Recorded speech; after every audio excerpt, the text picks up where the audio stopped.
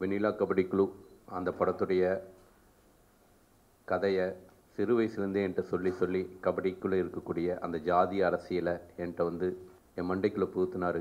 அவர் லைஃப்பில் நடந்த எல்லா விஷயத்தையும் ஷேர் பண்ணார். அந்த முதல் புத்தகத்தை திரைப்படமாக வந்து நான் எடுத்தேன். அதுதான் வெண்ணிலா கபடி குழு. இந்த மாதிரியான ஒரு சமுதாய பின்னணியிலிருந்து ஒரு பெரியாருடைய தத்துவங்களை தன் மகளுக்கு ஊட்டி வளர்த்த அவர் தான் வந்து முதல் ஹீரோ. அவங்க இந்த புத்தகத்தை கொடுத்த உடனே நான் கண்டிப்பாக நிகழ்ச்சிக்கு வரேன். ஏன்னா பெரியாருங்கிற ஒரு வார்த்தை சொன்னால் போதும், நான் எங்கே கூப்பிட்டாலும் வருவேன்.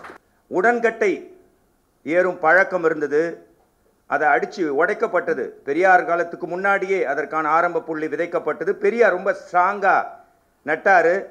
அந்த மாதிரி ஒரு கொடுமையெல்லாம் கடந்து வந்தாங்க. ஆணும் பெண்ணும் சரிநிகர் சொல்லுங்க சார், உள்ள 1 மணி நேரம் பேசுவேன் நான். ஆணும் பெண்ணும் சரி சமம் அல்ல, ஆணை விட மிக மிக பெரியவள் பெண். ஆனால் அப்படியும் தெரிஞ்சு அவங்களுடைய அந்த திறமையை பார்த்து பயந்து சமூகத்தினர் அந்த காலத்தில் மேபி ஆண்கள் கோச்சிக்க வேண்டாம், அவங்க உருவாக்குன சில விதிகள் தான் வந்து அவங்கள வந்து அடக்கி. ஏன்னா பெண்கள் வந்து எப்பவுமே நல்லவங்களை ஈஸியாக நம்ம ஏமாத்திடலாம், கெட்டவங்க கிட்ட தான் கஷ்டம். நான் சமையல் கட்டில் இருக்கணுமா, சமைக்கிறேன், நான் எது பண்ணணுமோ பண்ணுறேன், சரின்னு ஆணுடைய அன்புக்காக அடிமைப்பட்டதனுடைய காரணம் தான் அவங்க கொடுமைப்படுத்தப்பட்டு உடன்கட்டை ஏறும் அளவிற்கு வந்து கொண்டு செல்லப்பட்டார்கள்ன்றது தான் நிதர்சனமான உண்மை. இப்போ கூட பொங்கி எழுந்தாங்கன்னா அவங்க ஒன்றுமே பண்ண முடியாது. சாது மிரண்டால் காடு கொள்ளாதுன்னுவாங்க. நம்ம நிறைய சமுதாயத்தில் அந்த விஷயங்களை பார்த்துருக்கோம். நிறைய பெண்கள் மிரண்டதுனால எந்தெந்த அளவுக்கு பூகம்பங்கள்லாம் ஏற்பட்டிருக்குன்னு. இனிமேல் அப்படி ஏற்படுத்தக்கூடாது அப்படின்னா நம்ம இந்த யுகத்தோட மேடம் சொன்ன மாதிரி அது எந்த லெவலில் ஆரம்பிக்குதுன்னா 1வது 2வது படிக்கிறதுலேயே ஆரம்பிக்குது, அப்ளிகேஷன்லேயே ஆரம்பிக்குது. ஸோ அந்த மாதிரி விஷயங்களை எடுத்துட்டு நாமெல்லாம் தனி மனிதர்கள், ஒவ்வொருத்தருக்கும் ஒரு தனித்தனி கெப்பாசிட்டி இருக்குது. ஒரு ஆண் இன்னொரு ஆணோட ஒப்பிட்டு பார்க்க வேண்டிய அவசியம் இல்லை, ஒரு ஆண் உன்னோட பெண்ணோட ஒப்பிட்டு பார்க்க வேண்டிய அவசியம் இல்லை. என்னால் எவ்வளோ சுருக்கமாக சொல்ல முடியுமோ அவ்வளோ சொல்லியிருக்கிறேன் இந்த நூலில். காரணம் என்னன்னா, இன்றைக்கி ஒரு இன்ஸ்டாகிராம் ரீல் எடுத்துக்கிட்டிங்க அப்படின்னா 1 மினிட் ரீலை கூட முழுசாக பார்க்க முடியாத அளவுக்கு தான் மனநிலை இருக்குது இன்றைய இளைய தலைமுறையினருக்கு. அப்படி இருக்கும் பொழுது இந்த புத்தகம் ஒரு 96 பக்கங்கள் கொண்ட இந்த புத்தகத்தை படிக்க அவங்களுக்கு நேரம் வாய்க்குமா அப்படிங்கிறது மிகப்பெரிய கேள்விக்குறி தான். இன்றைக்கு சமுதாயத்தில் நிச்சயமாக இது போன்ற சமூக நீதி படங்கள் தொடர்ச்சியாக எடுக்கப்பட வேண்டும். ஏன்னா எல்லாமே நினச்சிட்டு இருக்கோம், எல்லாமே மாறிடுச்சு, எல்லாமே திருந்திட்டாங்க, எல்லாமே மேலே வந்துட்டாங்க அப்படின்னு நினச்சிட்டு இருக்கோம். ஆனால் இன்னைக்கு எப்படி எவ்வளோ அடுக்குமாடி குடியிருப்புகள் இருக்கோ அது போல இன்றளவும் குடிசை வீடுகள் இருக்கத்தான் செய்கின்றன. போல தான் மூட பழக்க வழக்கங்களும் சாதிய பழக்க வழக்கங்களும் இன்னும் தொடர்ச்சியாக இருந்து கொண்டு தான் இருக்கின்றன. கிராம அளவில் அது இன்றளவும் உறுதியாக நிலையாக கடைபிடிக்கப்படக்கூடிய ஒரு விஷயங்களாக இருக்கின்றன. வாழ்த்துக்கள் சிஸ்டர். எனக்கு வந்து இந்த மேடைக்கு வந்த உடனே வந்து என்னுடைய அப்பாவுடைய ஞாபகம் தான் வந்துச்சு. வெண்ணிலா கபடி குழு அந்த படத்துடைய கதையை சிறு வயசுலேருந்தே என்கிட்ட சொல்லி சொல்லி கபடிக்குள்ளே இருக்கக்கூடிய அந்த ஜாதி அரசியலை என்கிட்ட வந்து என் மண்டைக்குள்ளே புகுத்தினார். அவர் லைஃப்பில் நடந்த எல்லா விஷயத்தையும் ஷேர் பண்ணார். எங்கள் அப்பாவுடைய வாழ்க்கை தான் எனக்கு முதல் புத்தகம். அந்த முதல் புத்தகத்தை திரைப்படமாக வந்து நான் எடுத்தேன். அதுதான் வெண்ணிலா கபடி குழு. ஸோ எங்கள் அப்பா இல்லைன்னா இந்த இடத்துல இல்லை.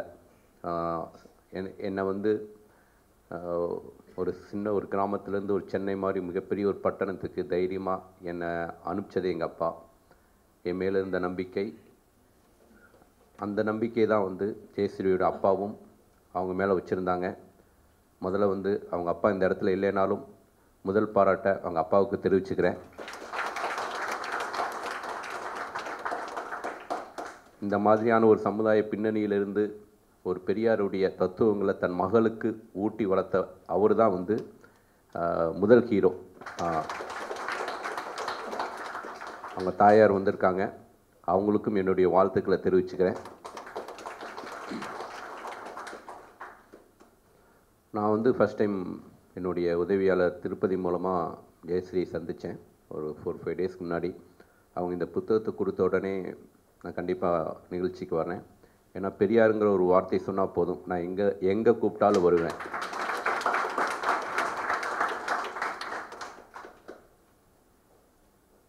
நம்ம எல்லாருக்கும் அடுத்த தலைமுறைக்கும் பெரியார் தான் ஹீரோ.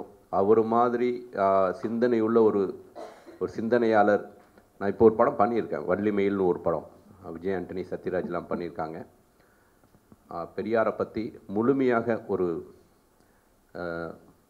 மக்களுக்கு புரிகிற மாதிரி எளிமையாக அந்த படத்தில் சொல்லியிருக்கேன் பெரியாருடைய கருத்துக்களை. நான் ரொம்ப பெருமைப்படுற அழகர் சாமி குதிரைக்கு அப்புறம் நான் வள்ளிமயில்னு ஒரு திரைப்படம் பண்ணதுக்கு. ஜெயஸ்ரீ பார்த்தோன்னே இந்த புத்தகம் கொடுத்தாங்க. எல்லாரும் அழகர் சாமி குதிரை படம் பண்ணதுனால, வெண்ணிலா கபடி குழு இலக்கியமான படங்கள் பண்ணதுனால நான் நிறைய புத்தகம் வாசிப்பேன் அப்படின்னு அவங்க நினச்சிட்டாங்க. நான் சொன்னேன், எனக்கு சிறு வயசுலேருந்தே புத்தகம் படிக்கிற பழக்கம் இல்லை, நிறைய சப்ஜெக்டில் ஃபெயில் தான் நான். அதனாலே படிப்புனாவே எனக்கு ஒரு சின்ன அலர்ஜி. நிறைய மனிதர்களோட பேசுவேன், மனிதர்கள்ட்ட அவங்களுடைய வாழ்வியலை தெரிஞ்சுக்குவேன். அப்படித்தான் நான் என்னுடைய ஜீவா திரைப்படம் ஒரு கிரிக்கெட்டுக்குள்ளே இருக்கக்கூடிய அரசியலை சொல்லும்போதும் நிறைய மனிதர்களை சந்தித்து தான் அந்த கதையை உருவாக்கினேன். ஆதலால் காதல் சீவிரா இருக்கட்டும், நிறைய மனிதர்களை சந்தித்து தான் அந்த கதையை உருவாக்கினேன். இன்னும் கொஞ்சம் உயிரோட்டமாக இருக்கும் அப்படிங்கிறது. இன்னொன்று, அது என்னமோ தெரியல, ஒரு 10 பக்கத்துக்கு மேலே படித்தாவே எனக்கு புத்தகம் எனக்கு கொஞ்சம் அந்நியமாகவே இருந்துச்சு. அது நான் ரொம்ப வலுக்கட்டாயமாக எனக்குள்ளே திணிச்சிக்க விரும்பலை. நமக்கு என்ன பிடிக்குமோ அதை பண்ணுவோம் அப்படின்ட்டு நான் பயணப்பட்ட ஆரம்பித்தேன். அவங்க இந்த புத்தகம் கொடுத்த உடனே நான் சொன்னேன், தவறாக நினச்சிக்காதீங்க ஜெயஸ்ரீ, இப்போ இருக்கக்கூடிய ஜென்ரேஷன், இப்போ உங்கள் பையன் இருக்கிறான், உங்கள் பையன்கிட்ட புத்தகம் கொடுத்தீங்கன்னா அவன் ஃப்ரெண்ட்ஸ்கிட்ட 10 பேர்கிட்ட புத்தகம் கொடுக்க முடியாது. அந்த புத்தகத்தை அவன் ஃப்ரெண்ட்ஸ் படிக்க மாட்டானுங்க. ஏன்னா படிக்கிற ஹேபிட் இப்போ ரொம்ப கம்மியாக இருக்குது. அதை நம்ம ஊக்குவிக்கணும், நான் இல்லைன்னு சொல்லலை. நீங்கள் சொல்ல வர கருத்து யாருக்கு போய் சேரணும்னு நினைக்கிறீங்களோ அவங்களுக்கு போய் சேரணும்னா இது ஒரு சின்ன வீடியோவாக இன்னும் ஒரு வீடியோ முன்னோட்டமாக பண்ணுங்கள். படிக்கிறவங்க படிக்கட்டும், பட் அந்த வீடியோ நிறைய பேர்கிட்ட போய் ரீச் ஆகும். ஏன்னா இப்போ வீடியோ பார்க்குற ஹேபிட் நிறையா இருக்குது. ஸோ நம்ம சொல்ல வர கருத்துக்களை இன்னொரு ஊடகம் மூலமாக சொல்லணுங்கிறது என்னுடைய தாழ்மையான வேண்டுகோள். நிச்சயமாக நம்ம இங்கே ஒரு 50 பேர் இருக்கலாம். இந்த 50 பேர் 50 லட்சமாக மாறக்கூடிய ஒரு சக்தி ஊடகத்துக்கிட்ட தான் இருக்குது. ஏன்னா அது எப்படி சொல்கிறதுனா, ஒரு 5 வருஷத்துக்கு முன்னாடி ஒரு திரைப்படம் ரிலீஸ் ஆச்சு. ஒரு 35 லட்ச ரூபாயில் ஒரு படம் பண்ணாங்க தெலுங்கில். ஒரே ஒரு தியேட்டரில் மட்டும்தான் அந்த படம் ஓடிச்சு. ஏன்னா அவங்களால அவ்வளோதான் முடிஞ்சு. அந்த ஒரே ஒரு மால் தியேட்டரில் ஓடிச்சு அந்த படம். அதுக்கப்புறம் அந்த மால் தேட்டரில் 4 ஷோ ஓடிச்சு. அதுக்கப்புறம் 4 ஸ்க்ரீனில் ஓடிச்சு. கிட்டத்தட்ட ஒரு 500 ஸ்க்ரீன் ஓடி அது கிட்டத்தட்ட ஒரு 50 கோடி ரூபாய்க்கு மேலே கலெக்ஷன் எடுத்துச்சு. அந்த படத்துடைய ரீச் எதுக்காக சொல்கிறேன்னா, படம் பார்க்க வந்த நம்மளை மாதிரி ஒரு 50 பேர் தான் அன்னைக்கு முதல் ஷோக்கு வந்திருப்பாங்க. இந்த 50 பேர் 50 லட்சமாக மாறுற ப்ராசஸ் இருக்குதுங்களே, அது கண்டிப்பாக அது வீடியோவால் முடியும். நீங்கள் நினைக்கக்கூடியது இப்போ இருக்கக்கூடிய தலைமுறையை மாற்றணும்னு நமக்கு மாற்ற முடியுமான்னு எனக்கு தெரியல. வளரக்கூடிய இளைய தலைமுறைகளுக்கு இந்த மாற்றத்தை கொண்டு போய் சேர்க்கணுங்கிறது தான் ரொம்ப முக்கியமான ஒரு விஷயமா இருக்கும். உங்கள் மகன், உங்களுடைய மகன் மாதிரி இருக்கக்கூடிய மற்ற பெண்கள், மற்ற எல்லாருக்கும் இந்த வீடியோ, இந்த புத்தகத்தில் கருத்து போய் சேரணும்னு நான் விரும்புகிறேன். முயற்சி பண்ணுங்கள். ரொம்ப சிம்பிளான விஷயந்தான். என்னால் முடிஞ்ச உதவி பண்ணுறேன். வாழ்த்துக்கள். தேங்க்யூ. ஒரு மூவி ரிலீஸ் அப்படின்னா ஆயிரக்கணக்கான லட்சோபலட்ச கூட்டம் வரும். இல்லை மற்ற விஷயங்கள், ஏன் IPL match CSK versus RCB அப்படின்னா 43 கோடி பேர் டிவியில் பார்த்தாங்க. ஜியோ பிளாட்ஃபார்மில் டைரெக்டாக பார்த்தவங்களுக்கு டிக்கெட் இல்லை. 2000 ருபீஸ் டிக்கெட் 2 lakhs வரைக்கும் போச்சு. ஆனால் ஒரு புத்தக வெளியீட்டு விழா அது ஒரு பிரசவம் மாதிரி. ஸோ இந்த புத்தக வெளியீட்டு விழாவுக்கு வருகை தந்திருக்கும் நம்மெல்லாம் சிங்கங்கள். நம்ம சிங்கிளாக வந்தாலும் குறைவான எண்ணிக்கையாக இருந்தாலும், அதுவும் அறிஞர் அண்ணா அவரோட 100ஆண்டு இந்த நூலகத்தில் அறிஞர் அண்ணா ஒரு மிகச்சிறந்த பார்லிமெண்டேரியன். அவர் பார்லிமெண்ட்டில் ஒரு வாட்டி பேசும்போது தமிழை தான் இந்தியாவோட தேசிய மொழியாக்கணும் அப்படின்னு சொன்னவுடனே இந்தி எம்பிஸ்லாம் சிரிச்சாங்க. இந்தியா முழுக்க பரவலாக அதிகம் பேசப்படுற மொழி இந்தி தான். இந்தி ஆக்குனா பரவாயில்ல, தமிழை போய் ஆக்கணும்னு சொல்கிறீங்களா? அது தமிழ்நாட்டில் மட்டும்தானே பேசுகிறாங்க. உடனே அறிஞர் அண்ணா திருப்பி சொன்னார், காக்கைகள் அதிகம் இருக்கிற இந்திய நாட்டில் மயிலை எதுக்கு தேசிய பறவை ஆக்குனீங்க? ஸோ குவான்டிட்டி முக்கியம் இல்லை, குவாலிட்டி முக்கியம். அந்த மாதிரி ஒரு நல்ல விழாவுக்கு வருகை தந்திருக்கிற எல்லாருக்குமே, குறிப்பாக பெண்களுக்கு ரொம்ப நன்றி. ஏன்னா இது பெண் சார்ந்த ஒரு புத்தகம். ஏன் சமுதாயமே பெண் சார்ந்தது தான். உடன்கட்டை ஏறும் பழக்கம் இருந்தது. அதை அடித்து உடைக்கப்பட்டது. பெரியார் காலத்துக்கு முன்னாடியே அதற்கான ஆரம்ப புள்ளி விதைக்கப்பட்டது. பெரியார் ரொம்ப ஸ்ட்ராங்காக நட்டார். தன் மனைவி இறந்த ஆண் உடன்கட்டை ஏறணும் அப்படின்னா ஒருத்தர் கூட கல்யாணம் பண்ணிக்க மாட்டோம் நம்ம. அந்த மாதிரி ஒரு கொடுமையெல்லாம் கடந்து வந்தாங்க. ஆணும் பெண்ணும் சரிநிகர் சொல்லுங்க சார், இவ்வளோ 1 மணி நேரம் பேசுவேன் நான். ஆணும் பெண்ணும் சரி சமம் அல்ல, ஆணை விட மிக மிக பெரியவள் பெண். ஏன்னா ஒரு ஆணால தாங்கக்கூடிய வலியோட அளவு பெயின் அதை டெல்ஸ்ல கால்குலேட் பண்ணுவாங்க. 48 டெல்ஸ் யூனிட் ஆஃப் பெயின். ஒரு 16 தொடையெலும்பு ஒரு ஆணுக்கு இருந்து அது அட் அ டைம்ல உடஞ்சா எந்த அளவுக்கு வலிக்குமோ அதுதான் ஒரு ஆண் நான் தாங்கக்கூடிய வலியோட அளவு அழகு. அதை தாண்டிட்டா மனிதன் செத்துருவான் ஆண். ஆனா ஒரு பெண் ஒரு குழந்தைய பிரசவிக்கும் பொழுது 56 டெல் ஒரு ஆணால தாங்கக்கூடிய வலியோட அளவை விட 8 டெல் அதிகமா.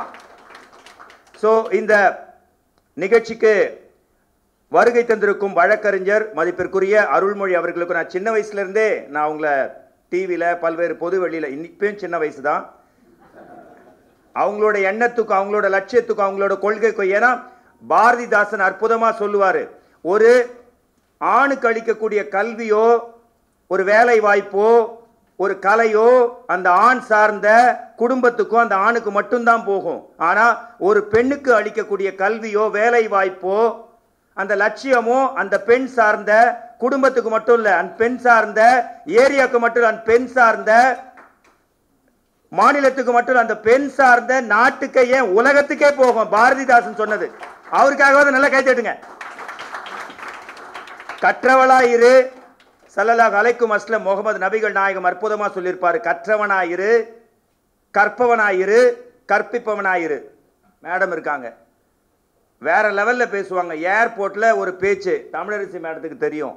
ஒரு ஆணால கூட அந்த அளவுக்கு தைரியமா பேச முடியாது. எங்களோட தமிழ் செய்தி வாசிப்பாளர் சங்கத்தோட துறை தலைவர் தமிழரசி மேடம் பொருளாளர், அவங்கள ஒரு அங்கத்தினர். அந்த ஏர்போர்ட்ல எங்க செய்தி வாசிப்பாளர் சங்கமா ஒரு மீட்டிங் நடக்கும்போது பைலட் ஃபிளைட்டே நிறுத்திட்டாரு. அந்த மாதிரி ஆக்ரோஷமா பேசி யாருமே பயப்படக்கூடிய கருத்துக்களை தைரியமா நாசூக்கா ரொம்ப அற்புதமா சொன்ன அவங்களோட நான் கூட கேட்டேன். பிடக்கடை, நான் தமிழ் ஆர்வம் கொண்டவன், உலகத்திற்குள் மையத்தோட ஒன் ஆஃப் த டைரக்டர் என்னோட தாய் புலவர் சுகுமாரி அருணகிரி. ஆனால் நான் சென்னையிலேயே 4 ஜென்ரேஷன். பிடக்கடையா ஒரு பழக்கடை அப்படின்னா என்ன மேடம் கேட்டேன். நீங்கள் வந்து புக்கை வாங்கி பாருங்க சார். அந்த மாதிரி ஒரு பெண் வந்து சொசைட்டிலேருந்து ஒதுக்க வைக்கப்படுறாள்னா அந்த சொசைட்டியே ஒதுக்க வைக்கப்படணும். எந்த அளவுக்கு பெண்ணுரிமை முக்கியமோ அந்த அளவுக்கு சாதிதான் சமூகம் என்றால் வீசும் காற்றில் விஷம் பரவட்டும். இந்த சாதிதான் சமூகமா? இந்த பெண்ணடிமை இதுதான் சமூகமா? வீசு காற்று எல்லாத்திலையும் விஷம் பரவட்டும், கொரோனா மாதிரி ஆகட்டும் பரவாயில்ல அப்படின்னு சொன்னாங்க. ஒரு முன்னெடுப்பு எடுத்திருக்காங்க. மகாத்மா காந்தியை கேட்டாங்க, இன்னும் ஒரு 100-200 வருஷம் கழிச்சு யாரு பெரியாளா இருப்பாங்க இந்தியாவில்? நீங்க தான் சுதந்திரம் வாங்கி கொடுத்தீங்க, நீங்க தான் இருப்பீங்க. மகாத்மா சொன்னார், நான் இருக்க மாட்டேன். தமிழ்நாட்டு மூலையில ஒரு மூலக்காரர் ஒருத்தர் இருக்காரு, தந்தை பெரியார்னு பேரு. என்ன கூட மறந்துடுவாங்க.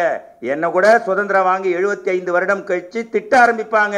ஆனா அந்த தந்தை பெரியார் உண்மையான மகா தந்தை. அதனால அவரோட சொல், அவரோட செயல், அவரோட அந்த சத்தம், அந்த லட்சியம், அந்த கனவை நினைவாய்க்க வந்த பெண் இவங்க. கி வி ஜெயஸ்ரீ பேருங்க, கி வி ஜெயஸ்ரீ பேர்ல பாருங்க. கி ஒரு திறவுகோல், ஒரு சொசைட்டியோட மிகச்சிறந்த பூட்டை திறக்கிற கி. வி ஃபார் வெற்றி, வி ஃபார் இங்கிலீஷ்ல விக்டரி. ஜெயம் என்னைக்குமே ஜெயம் தான். நான் அடுத்த ஜென்மத்துல நானு எங்க அண்ணன் எங்க ஃப்ரெண்ட்ஸ் எல்லாமே பெண்ணா பிறக்கணும்னு இப்போ ஆசைப்படுறோம், கடவுளை வேண்டிக்கிறோம். நல்லதே நடக்கும். நன்றி, வணக்கம். செய்தி வாசிப்பாளர் அப்படின்னு இன்ட்ரடியூஸ் பண்ணாங்க, ரொம்ப சந்தோஷம். ஏன்னா நீங்கள் எல்லாருமே நியூஸ் ரீடர்ஸ் அப்படின்றது வந்து நீங்கள் வீட்டில் காலிங் பெல் அடிக்காமல் உங்கள் வீட்டுக்குள்ளே டெய்லி வர்றது நாங்கள் தான். ஸோ வந்து வாசித்துட்டு போகிறது மட்டும் எங்கள் வேலை இல்லை அப்படின்னு சொல்லிட்டு இங்கே பார்க்கும்போது நம்ம ஜெயஸ்ரீ வந்து ஒரு செய்தி வாசிப்பாளர். இப்போ தமிழில் அழகு மொழியில் வந்து இந்த நிகழ்ச்சியை தொகுத்து வழங்கிக்கிட்டு இருக்கிற தமிழரசியும் ஒரு செய்தி வாசிப்பாளர். இப்படி இங்கே இருக்கு. இதுக்கு முன்னாடி ஒரு தீப்பொறி இது பேச்சை கொடுத்து சென்ற மோகன்ராஜ் வந்து ஒரு செய்தி வாசிப்பாளர். அதெல்லாம் ஒரு லாங் அசோசியேஷனில் இந்த இதில் இருக்கிறதுனால நாங்கள் உணர்ந்த விஷயங்கள் என்னென்னா, பல விஷயங்களை நாங்கள் படிச்சிருக்கிறோம். அதாவது நல்ல விஷயங்களை விட அதிகமான கெட்ட விஷயங்களை தான் நாங்கள் டெய்லி நியூஸில் படிக்க வேண்டியிருக்கோம். சிரிச்சிட்டே படிக்க முடியாது. பல கொலைகள், கொள்ளைகள், இந்த மாதிரி பல சமாச்சாரங்களை படிச்சிருக்கோம். அப்படி படிச்சுட்டு கடந்து தான் போக முடியும். ஏன்னா எங்களால் நாங்கள் ஒரு கருவி தான், எடுத்து தான் சொல்ல முடியும். அதில் அப்படி ஒரு உணர்வு இருந்தால் கூட, அது அழுகைகள் கூட நம்ம கருத்தில் தொடச்சிக்கிட்டு திரும்ப படிக்கணும். ஏன்னா நிறைய அந்த மாதிரி படிச்சிருக்கோம். கும்பகோணம் விஷயத்துலேருந்து நிறைய விஷயங்களை படிக்கும்போது அது ஒரு அப்படி கடந்து தான் போக முடியும், வேற ஒன்றும் பண்ண முடியாது. ஏன்னா எங்களுடைய அந்த வரைமுறைகள் அவ்வளவுதான். ஆனால் அதையும் தாண்டி வழிகளை ஒரு வழிகளாக மாற்றணுன்ற ஒரு முனைப்போட, வெறும் ஒரு விமர்சனத்தோடு முடிக்காமல், இல்லைனா அதை பற்றி ஒரு புலம்பிட்டு போகாமல், அதை பதிவு செய்யணும்னு சொல்லிட்டு ஒரு நூலாக எழுதி, இதை ஒரு கருவியாக பயன்படுத்தி, இதை சமூகத்தில் ஒரு விழிப்புணர்வை ஏற்படுத்தணும். இல்லைனா எப்படி இந்த வரலாறு எப்படி உருவாச்சு, எப்படி மனிதர்கள் எல்லாம் கஷ்டப்பட, நம்ம ஸ்கூல்லேயே ஹிஸ்ட்ரினா நம்ம விட்டுருவோம். ஹிஸ்ட்ரி ஜாகிரத்தில் தான் எல்லாருமே அதிகமாக கம்மியாக மார்க் வாங்கியிருப்போம்னு நினைக்கிறேன். ஏன்னா நமக்கு அதிகமாக சொல்லித்தரப்படாத நிறைய விஷயங்கள் ஸ்கூல்லன்னு பார்க்கும்போது கணக்கு ஒன்று, வரலாறு ஒன்று. ஸோ அதனால தான் நமக்கு நிறைய பேருக்கு வரலாறு ஸ்கூல் லெவலில் புரியறதில்ல. இப்போ நம்ம அம்மா அவ்வளோ அழகாக பேசுனாங்க. எல்லா விஷயங்கள் நான் சொல்கிறதுக்கு ஒன்றுமே இல்லை. நம்ம ஏற்கனவே தெரியும், படிச்சிருக்கோம். ஜாதிகள் இல்லையடி பாப்பான்னு சொன்னதை கேள்விப்பட்டிருக்கோம். அதுக்கப்புறம் பிறப்புக்கும் எல்லா உயிருக்கும்னு வள்ளுவர் சொன்னதை கேட்டிருக்கோம். சமத்துவம்ன்றதை பற்றி நம்ம நிறைய பேசியிருக்கோம், கேட்டிருக்கோம். பெரியாருடைய வார்த்தைகளை கேட்டிருக்கிறோம். எல்லாமே தெரியுது, புரியுது. ஆனால் ஏன் அதை நிலைநிறுத்த முடியல சமுதாயத்தில் அப்படின்னா, ஒவ்வொரு தனி மனிதனும் என்ன உணரணும்னா, சமுதாயத்தில் நாம் ஒரு துளி. நம்ம 4 செவருக்குள்ளே இருந்தால் அது வீடு, வெளியில் வந்தால் சமுதாயம். அந்த சமுதாயத்தில் நடிக்காமல் நீங்கள் உண்மையாக இருக்கும்போது தான் எல்லாருமே மனிதனுக்கு நல்லது செய்ய முடியும். மண் இதன் அப்படின்னாலே மண்ணுக்கு இதம் செய்பவன். ஆனால் இங்கே எப்படின்னா, அதில் ஒரு விரிசலை உண்டாக்கி அதில் குளிர் காய்வது தான் இப்போ மனித குலமாக மாறிட்டு இருக்கு. எந்த உயிரினமும் இப்போ நான் ஒரு நுண்ணுயிரியல் துறையில் பேராசிரியராக இருக்கிறதுனால சொல்கிறேன், அறிவியலில் பாகுபாடுகள் இருக்குது, ஜாதி மதங்கள் இருக்குது. அதை டாக்ஸானமின்னு சொல்லுவோம். எதுவுமே இறைவனுடைய படைப்பில் எதுவுமே ஒன்றுபட்டதல்ல, எல்லாமே வேறுபடும். ஒரு இரட்டை குழந்தைக்கு கூட கைரேகை வேறுபடும், அதுக்குள்ளே HLA-என்ற ஒரு ஜீன் வேறுபடும். எதுவுமே ஒன்றாக இருக்காது, எல்லாமே வெவ்வேறு தான். ஆனால் அந்த எல்லாமே சேர்ந்து ஒரு இயக்கம் தான் இந்த உலகம் அப்படின்றது. அதை நம்ம புரிஞ்சுக்கணும். நம்ம பண்ணுற மிக தவறான விஷயம் என்னன்னா, எப்பெல்லாம் நம்ம இன்செக்யூர்டாக ஃபீல் பண்ணுறோமோ, அதாவது நமக்கு ஒரு பாதுகாப்பு உணர்வு இல்லாத போது, நம்ம விட அடுத்தவங்க மிஞ்சிடுவாங்களோ அப்படின்னும் போது, அவங்களுக்கு மேலே நம்ம பர்ஃபார்ம் பண்ணணும்னு நினைக்கிறத விட்டுட்டு நம்ம என்ன பண்ணுறோம்னா, அவங்களுடைய கால்களை தட்டி விட்டு நம்ம முன்னுக்கு வரணும்னு நினைக்கிறது தான் மனித இயல்பாக இருக்குது. அப்படித்தான் இந்த பெண் அடிமைத்தனமும் உருவாகி இருக்கும். ஏன்னா பெண்கள் எப்படிப்பட்டவங்கன்னு நிறைய பேர் சொன்னாங்க. அவர் அறிவியலோட அந்த பெயின் பேரிங் கெப்பாசிட்டி கூட சொன்னார், அந்த கணக்குகளோட. அது மட்டும் இல்லாமல் அந்த கண்கள் சுழறது கூட 135 டிகிரி தான் ஆண்களுக்கு சுழலுமா, 160 டிகிரி வரைக்கும் பெண்களுக்கு சுழலும். இப்படி நிறைய விஷயங்கள் பெண்களை பற்றி சொல்லிக்கிட்டே போகலாம். ஆனால் அப்படியும் தெரிஞ்சு அவங்களுடைய அந்த திறமையை பார்த்து பயந்து சமூகத்தினர் அந்த காலத்தில், மேபி ஆண்கள் கோச்சிக்க வேண்டாம், அவங்க உருவாக்குன சில விதிகள் தான் அவங்கள அடக்கி. ஏன்னா பெண்கள் எப்பவுமே நல்லவங்களை ஈஸியாக நம்ம ஏமாத்திடலாம், கெட்டவங்க கிட்ட தான் கஷ்டம். சினிமாவில் தான் வில்லன் தனியாக உருவாவான், ஹீரோ போய் அவங்ககிட்ட சண்டை போடுவான். ஆனால் நிஜ வாழ்க்கையில் ஒவ்வொரு நல்லவன் தான் ஒரு கெட்டவனை உருவாக்குறான். அப்படி கெட்டவங்களை, இந்த அடிமைப்படுத்துபவர்களை உருவாக்கியவர்களே இந்த அன்பான பணிவான பெண்கள் தான். பெண்கள் தங்களுடைய சக்தியோட ஆரம்பத்திலேயே போர் பண்ணியிருந்தாங்கன்னா இந்த நிலைமை வந்திருக்காது. அவங்க எல்லாத்தையும் தன்னுடைய தலையில் ஏற்றுக்கிட்டு, சரி சரி சரி குழந்தைய பெற்றுக்கிறோமா, சரி பெற்றுக்கிறேன், நான் சமையல் கட்டில் இருக்கணுமா சமைக்கிறேன், நான் எது பண்ணணுமோ பண்ணுறேன், சரி சரின்னு ஆணுடைய அன்புக்காக அடிமைப்பட்டதனுடைய காரணம் தான் அவங்க கொடுமைப்படுத்தப்பட்டு உடன்கட்டை ஏறும் அளவிற்கு கொண்டு செல்லப்பட்டார்கள்ன்றது தான் நிதர்சனமான உண்மை. இப்போ கூட பொங்கி எழுந்தாங்கன்னா அவங்க ஒன்றுமே பண்ண முடியாது. சாது மிரண்டால் காடு கொள்ளாதுன்னுவாங்க. நம்ம நிறைய சமுதாயத்தில் அந்த விஷயங்களை பார்த்துருக்கோம். நிறைய பெண்கள் மிரண்டதுனால எந்தெந்த அளவுக்கு பூகம்பங்கள்லாம் ஏற்பட்டிருக்குன்னு. இனிமேல் அப்படி ஏற்படுத்தக்கூடாது அப்படின்னா நம்ம இந்த யுகத்தோட, மேடம் சொன்ன மாதிரி புது யுகம் ஒன்று உண்டாகணும். இந்த யுகத்தில் பூக்கள் மலரும் அப்படின்னு சொன்னாங்க. அப்படின்னும் போது இது கலியுகத்தில் இருக்கிறோம். பேசிக்காக ஒரு விஷயத்த நான் சொல்லுவேன், எங்கே போகும்போதும் ஒரு இன்ஸ்பைரிங் டாக் கேட்பாங்க.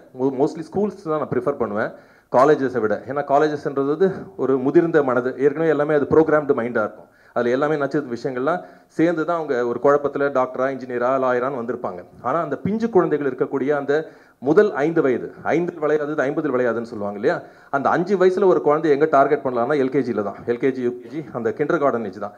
அதனால தான் பாரதியார் பாட்டு பார்த்தீங்கன்னா நல்ல விஷயத்துலாம் பின்னாடி சேர்த்துருக்கிறது அந்த பாப்பான்னு தான் சொல்லியிருப்பார், பீப்பாக்கி சொல்லியிருக்க மாட்டார். எல்லாருமே ஜாதிகள் இல்லையடி பாப்பா, ஏன்னா பிஞ்சு மனசுல அழகா பதிய வைக்க முடியும். இப்போ கூட ஒன்றும் குறைஞ்சி போகலை. இப்போ ஒரு சின்ன ஒரு கூட்டத்தில் நம்ம பேசினா கூட இது ஒவ்வொருத்தரும் இதை யோசிச்சு பார்த்துட்டு நம்ம எங்கே ஆரம்பிக்கணுமோ, இப்போ புள்ளி போட்டு தான் கோலம் வைக்கணுன்ற மாதிரி புள்ளிகள் அப்படின்றது நம்ம சமுதாயத்தில் இருக்கக்கூடிய குழந்தைகள் சமுதாயம், அவங்களுடைய மனசில் நம்ம நச்ச பதிக்கக்கூடாது.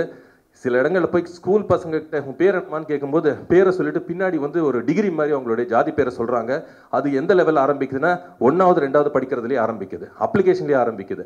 ஸோ அந்த மாதிரி விஷயங்களை எடுத்துட்டு நாமெல்லாம் தனி மனிதர்கள், ஒவ்வொருத்தருக்கும் ஒரு தனித்தனி கெப்பாசிட்டி இருக்குது. ஒரு ஆண் இன்னொரு ஆணோட ஒப்பிட்டு பார்க்க வேண்டிய அவசியம் இல்லை, ஒரு ஆண் உன்னோட பெண்ணோட ஒப்பிட்டு பார்க்க வேண்டிய அவசியம் இல்லை. டோன்ட் கம்பேர் ஆப்பிள்ஸ் வித் ஆரஞ்சஸ்ன்னு சொல்லுவாங்க. ஒவ்வொன்றுக்கும் ஒரு தனித்தன்மை இருக்குது, பெண்ணுக்கு ஒரு தனித்தன்மை இருக்குது, ஆணுக்கு ஒரு தனித்தன்மை இருக்குது. எல்லாரும் சேர்ந்து ஊர்கூடி தேடித்தா தான் இந்த சமூகம் நல்லா இருக்குமே தவிர பெண்ணை அடிமைப்படுத்தினா சமுதாயம் முன்னுக்கு வருமானா அது வந்து ஒரு முற்போக்கான சிந்தனையாக இருக்காது, தற்கொலை செயல். அதை வந்து கோடிட்டு காட்டுறதுக்கு தான் அழகாக இந்த ஒரு புக்கை எழுதியிருக்காங்க. யூஸ்வலாக வந்து நான் ஒரு படத்தை விமர்சனம் பண்ணணும்னு 4 வாட்டி பார்ப்பேன். ஏன்னா ஏதாவது ஒரு வசனத்தை விட்டுருப்போம், ஏதாவது ஒரு காட்சியை விட்டுருப்போம், கலரிங்கை விட்டுருப்போம், மேக்கிங் விட்டுருப்போம், கேமரா ஆங்கிள் விட்டுருப்போம். 4 வாட்டி பார்க்கும்போது திரும்ப இந்த இடத்துல அப்படின்னு. ஆனால் இந்த புத்தகத்தை பொறுத்த வரைக்கும், அதாவது don't judge the book by its கவர்னு சொல்லுவாங்க. ஆனால் இந்த புக்கை பார்க்கும்போது உண்மையாக நான் இன்னும் படிக்கல அந்த புக்கை.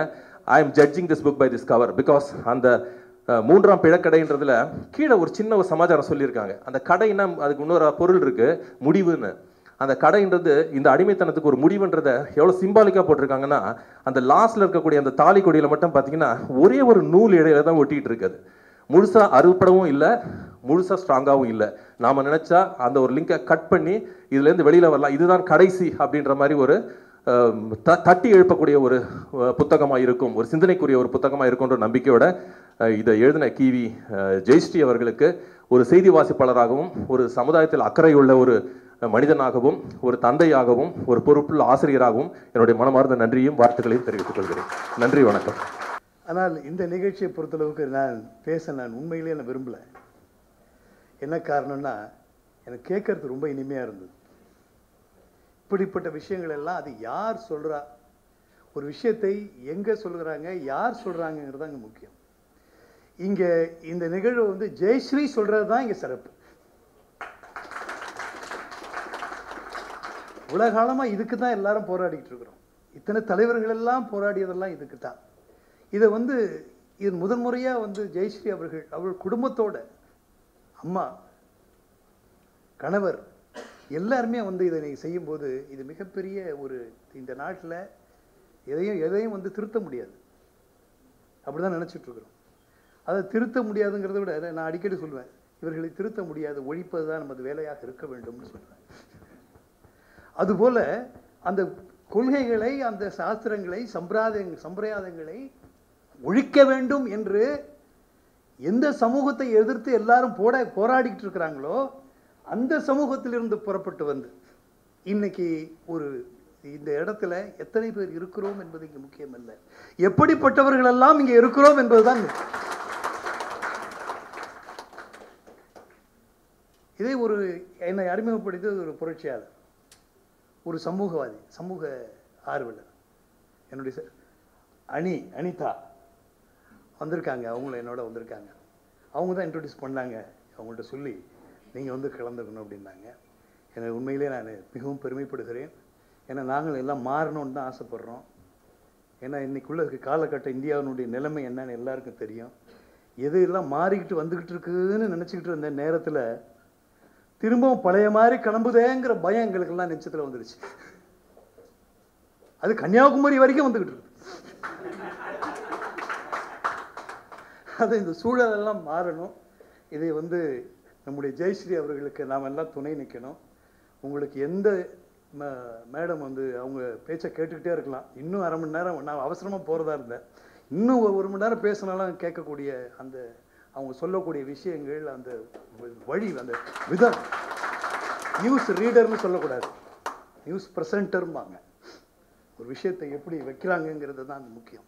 அதே போல் அவங்க ஒரு நியூஸ் ரீடர், அவங்க ஒரு ப்ரெசென்டர். அவங்க அதான் அந்த திராவிட கழகத்தினுடைய பிரச்சாரத்தில் அவங்க இருக்கிறாங்க. ஆகையினால எங்களுடைய வாழ்த்துக்கள் ஜெயஸ்ரீ அவர்களுக்கு இருக்கிறது. அதோடு என்னுடைய அருமை நண்பர், நீண்டகால நண்பர், நான் என்ன அரசியல்வாதியாக மட்டும்தான் பார்க்குறீங்க. நான் ஒரு பெரியன்னு சொல்லக்கூடாது, நான் நீண்ட நாள் பத்திரிகையாளர். தமிழில் மட்டுமல்லாமல் ஆங்கிலத்திலும் தினப்பத்திரிகையை 10 வருட காலம் நடத்தியவர். கொரோனா காலம் வரை நடத்தியிருக்கிறார். அதனால இன்னைக்கு தமிழ்நாட்டில் ஒரு மாற்றம் வரணும், நல்ல மாற்றம். ஏன்னா இன்னைக்கு பிள்ளைங்க ஃபீஸ் கட்ட முடியாமல் பில்லை தூக்கிட்டாரு, ஒவ்வொருத்தவங்களுடைய ட்ரஸ்ட் இருக்கான்னு கேட்குற நிலைமையெல்லாம் இன்னைக்கு வரைக்கும் இருக்கு. இதெல்லாம் மாறணும்னு நினைக்கிறோம். இந்த மாதிரி மாற்றத்தை யார் தர முடியும்னா உங்களை மாதிரி எழுத்தாளர்கள் தர முடியும். நீங்க தான் ஒரு புரட்சி ஏற்படுத்த முடியும். பெரிய பத்திரிகைகள் தான் நாட்டில் புரட்சி ஏற்படுத்திக்கிட்டு கொண்டிருக்கிறது என்று பல பேர் நினைத்து கொண்டிருக்கிறார். எந்த ஒரு நாட்டு புரட்சியும் பெரிய பத்திரிகைகளால் நடந்ததில்லை. உங்களை போன்ற எழுத்தாளர்களால், சிறிய சிறிய எழுத்தாளர்களாலும் சிறிய சிறிய பத்திரிகையாளர்களாலும் தான் இந்த மாபெரும் ஒவ்வொரு நாட்டினுடைய புரட்சி ஏற்பட்டிருக்கிறது. அந்த புரட்சியை இங்கே துவக்கி இருக்கிறார் ஜெயஸ்ரீ. ஜெயஸ்ரீ என்று வாழ்த்தி நீ மென்மேலும் இது போன்ற பல புரட்சிகளை நீங்கள் செய்ய வேண்டும், பல கட்டுரைகளை எழுத வேண்டும், பல நூல்களை நீங்கள் அறிமுகப்படுத்த வேண்டும். இந்த எளிய நூலில் ஆழமான கருத்துக்களை பதித்திருக்கிறீர்கள். இதுபோல் தொடர்ந்து நீங்களும் பதிக்க வேண்டும். நாம் அத்துணை பேரும் ஜெயஸ்ரீ பக்கம் நிற்போம். வெல்க ஜெயஸ்ரீ, வெல்க ஜெயஸ்ரீ என்று கூறி அவருடைய கொள்கைகள் ஜெயிக்க வெற்றி பெற வேண்டும் என்று வாழ்த்தி விடைபெறுகிறேன். நன்றி, வணக்கம். என்னால் எவ்வளோ சுருக்கமாக சொல்ல முடியுமோ அவ்வளோ சொல்லியிருக்கிறேன் இந்த நூலில். காரணம் என்னென்னா, இன்றைக்கி ஒரு இன்ஸ்டாகிராம் ரீல் எடுத்துக்கிட்டிங்க அப்படின்னா 1 மினிட் ரீலை கூட முழுசாக பார்க்க முடியாத அளவுக்கு தான் மனநிலை இருக்குது இன்றைய இளைய தலைமுறையினருக்கு. அப்படி இருக்கும் பொழுது இந்த புத்தகம் ஒரு 96 பக்கங்கள் கொண்ட இந்த புத்தகத்தை படிக்க அவங்களுக்கு நேரம் வாய்க்குமா அப்படிங்கிறது மிகப்பெரிய கேள்விக்குறி தான். இயக்குனர் திரு சுசீந்திரன் ஐயா சொன்னது போல் இது முடிந்த வகையில் இதை வந்து காட்சி ஊடகத்தில் எந்த அளவில் என்னால் செயல்படுத்தி காட்ட முடியும் அப்படிங்கிற ஒரு சிறு முயற்சி எடுக்கிறேன். ஐயா நிச்சயமாக எனக்கு துணையில் இருக்கிறேன்னு சொல்லியிருக்கிறாரு. அதனால் மிக்க நன்றி சுசீந்திரன் ஐயா, இந்த தருணத்தில் சொல்லிக்க கடமைப்பட்டிருக்கேன். அதுபோல் நமது மாண்புமிகு அமைச்சர் தாமோ அன்பரசன் ஐயா அவர்கள் வீட்டிற்கு தான் முதல்ல என்னுடைய பத்திரிக்கையை எடுத்துகிட்டு போயிட்டு, ஐயா இது போல் ஒரு நிகழ்வு நடத்தலான்னு இருக்கேன், நீங்கள் வந்து கலந்துக்கணும் அப்படின்னு நான் சொல்கிறதுக்கு முதல்ல எனக்கு அச்சாரம் இட்டு கொடுத்தது நமது பகுதி செயலாளர் திரு சந்திரன் அண்ணா அவர்களும், திரு நடராஜன் அண்ணா அவர்களும், துர்காதேவி நடராஜன் அவர்களும் மிகுந்த உறுதுணையாக இருந்தாங்க. உண்மையிலே எங்களுடைய வார்டில் இவ்வளவு அன்பு பாராட்டக்கூடிய, ஒரு சமத்துவமும் சமூக நீதியும் கடைபிடிக்கக்கூடிய ஒரு மனிதர்களாக தான் என்னால் பார்க்க முடிஞ்சுது. அவங்க அங்கே போய் நிறுத்தலை அப்படின்னா அம்மா இந்த இடத்துல இங்கே வந்து உக்காந்துருப்பாங்களான்னு எனக்கு தெரியல. ஏன்னா நான் எதிர்பார்க்கவே இல்லை. அன்பரசன் ஐயா கிட்ட போய் நின்ன உடனே அவர் என்னை அடையாளம் கண்டுட்டார். வாமா, எப்படி இருக்க, நல்லா இருக்கேன்னு. அந்த அளவுக்கு, ஏன்னா ஒரு நாளைக்கு சில ஆயிரம் நபர்களை சந்திக்கக்கூடிய ஒரு அமைச்சர் என்றோ ஒரு நாள் ஏதோ ஒரு நிகழ்ச்சிகளில் தொகுத்து வழங்கக்கூடிய ஒரு தொகுப்பாளினியை, செய்தி வாசிப்பாளரை நினைவில் வைத்துக் கொள்வது என்பது மிகவும் அரிதான ஒன்று. அந்த வகையில் மிகவும் பண்பாளரான ஒரு மனிதராக அவர் இருந்தார். அவர் இந்த நிகழ்ச்சிக்கு வர முடியவில்லை என்றாலும் நிச்சயம் ஒரு நாள் நேரிலேயே வந்து உனக்கான வாழ்த்துக்களை சொல்கிறேன் என்று சொல்லி இருக்கிறார். அமைச்சர் அவர்களுக்கும் இந்த தருணத்தில் நன்றி.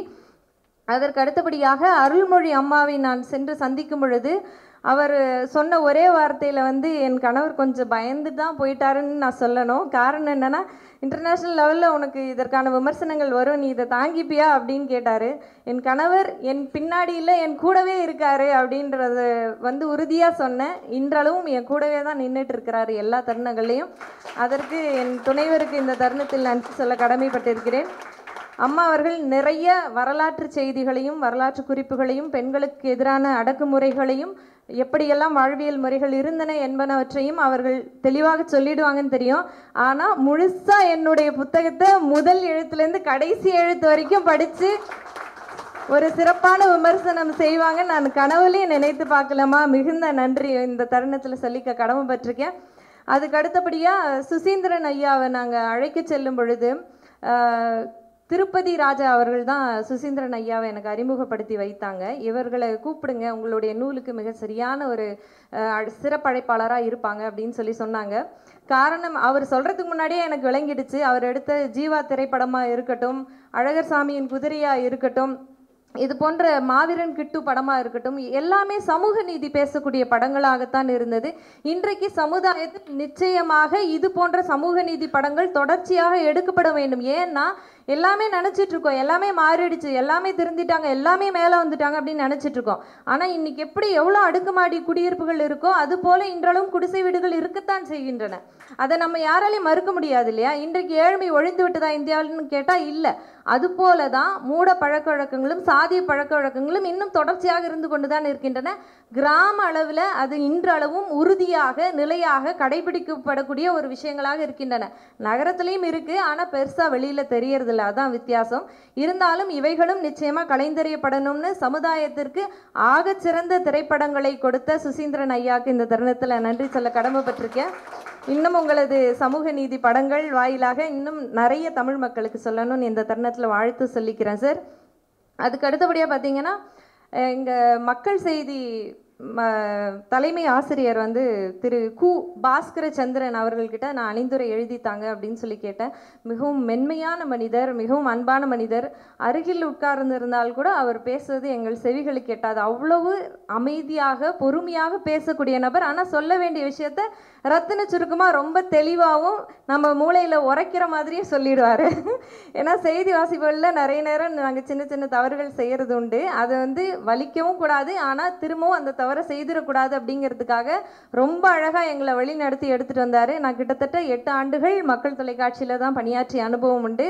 அதனால் எங்களை நிறைய தருணங்களில் வழி நடத்தி எடுத்துகிட்டு வந்திருக்கீங்க. மிக்க நன்றி சார் உங்களுக்கும். அடுத்ததாக ராஜ் தொலைக்காட்சி ஒரு சிறிய கால இடைவெளிக்கு பிறகு எனக்கு கிடைத்த ஒரு அழகான ஒரு ராஜ் தொலைக்காட்சி குழுமம், எங்களுடைய குடும்பம் என்றே சொல்லலாம். அந்த குடும்பத்தில் என்னையும் ஒரு உறுப்பினராக ஏற்றுக்கொண்டு இன்று நான் ராஜ் தொலைக்காட்சியில் செய்தி வாசிக்க காரணமாக இருந்த திரு பொன் மகேந்திரன் ஐயா அவர்களுக்கும் இந்த தருணத்தில் நன்றி சொல்ல கடமைப்பட்டிருக்கிறேன். ஏன்னா வெளியில் நாங்கள் போனால் எங்களை நாங்கள் அடையாளப்படுத்திக்கணும் அப்படின்னா, நான் இந்த சேனலில் செய்தி வாசிப்பாளராக இருக்கேன் அப்படின்னு சொல்லி அடையாளப்படுத்திக்கிறதுக்கு நிச்சயமாக ஒரு தொலைக்காட்சி அப்படிங்கிறது தேவைப்படக்கூடிய ஒரு விஷயமா இருக்குது. அதனால ஒரு கிட்டத்தட்ட ஒரு நேஷனலைஸ்டு சேனல்னே சொல்லலாம். செய்தித்துறைன்னு இல்லை, ஊடகத்துறைகளுக்கெல்லாம் முன்னோடி ராஜ் தொலைக்காட்சி தான். அது யாராலையும் மறுக்க முடியாது. காட்சி ஊடகங்கள் வந்த காலத்தில் ராஜ் தொலைக்காட்சி தான் இருக்கிறதுலே ஜாம்பவானாக இருந்ததுன்னு நம்மளால மறக்க முடியாத ஒரு விஷயம்.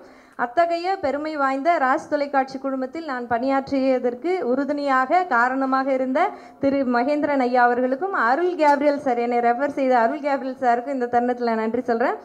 அடுத்தது பார்த்தீங்கன்னா, திரு இரா தமிழ்ச்செல்வன் அவர்கள் மாநில தலைவர் பகுத்தறிவாளர் கழகம். நான் சொல்லி உங்களுக்கு தெரியணும்னு இல்லை இவரை பற்றி எங்களுக்கு மட்டுமே தெரிஞ்ச விஷயம். அதாவது இவங்களாம் ஏன் இன்னும் பகுத்தறிவாதிகளாக இருக்கிறாங்க அப்படிங்கிறத வந்து இவங்களுடைய பேச்சு இல்லை, இவங்களுடைய செயலே எங்களால் தெரிஞ்சுக்க முடிஞ்சது. அலுவலகத்துக்குள்ளே போகும் பொழுதே, ஏன் செருப்பை வெளியே கழட்டி விட்டுட்டு வந்தீங்க, உள்ளே போட்டுட்டு வரலாமே அப்படின்னு சொன்னார். ஏன்னா உயர் சாதியினரை பார்த்தா செருப்பு கூட போடாமல் நடக்கணுங்கிற சமுதாயத்தில் இருந்தவங்களால தான் செருப்பு போட்டுட்டு சமமாக நடத்தணுங்கிற விஷயத்தை வந்து உறுதியாக சொல்லிட முடியும். அதை வந்து இந்த தருணத்தில் வந்து நான் பதிவு செய்கிறேன். இது போகிற போக்கில் கடந்து போகக்கூடிய ஒரு விஷயம் கிடையாது.